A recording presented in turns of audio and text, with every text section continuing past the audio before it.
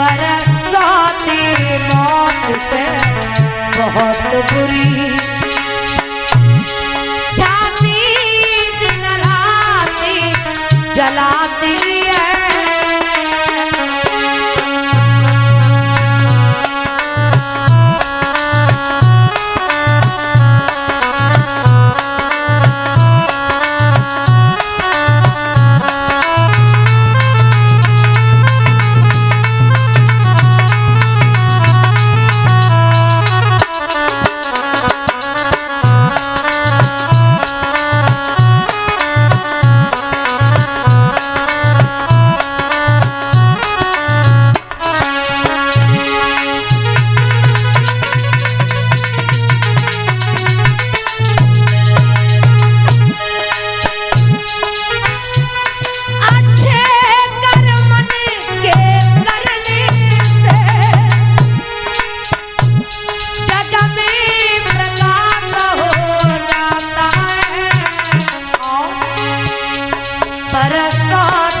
घर में लाने से घर का विनाश हो जाता है।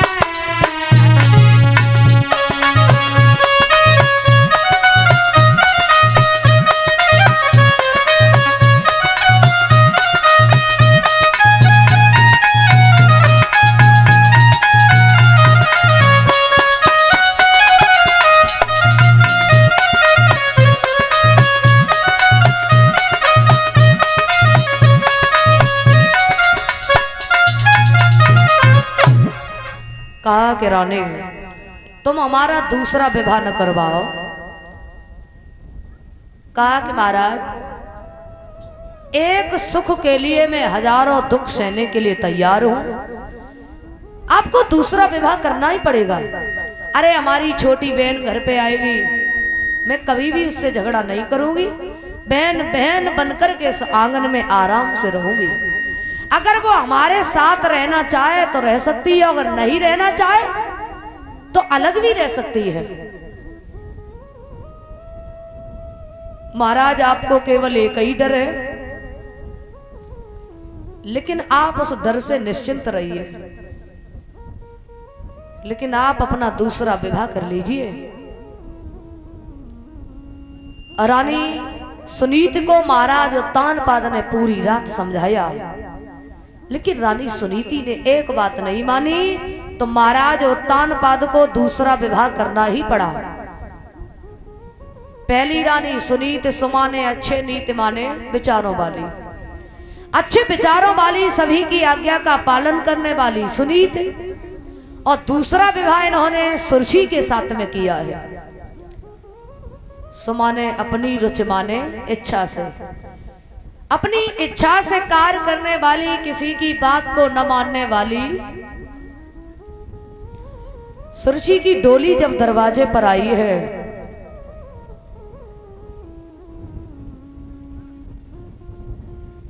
सुनीति ने देखा कि हमारी छोटी बहन दरवाजे पर आ चुकी हैं। दासी से कहा कि तुम जाओ, हमारी छोटी बहन को बड़े सम्मान आदर के साथ अंदर लेकर के आओ।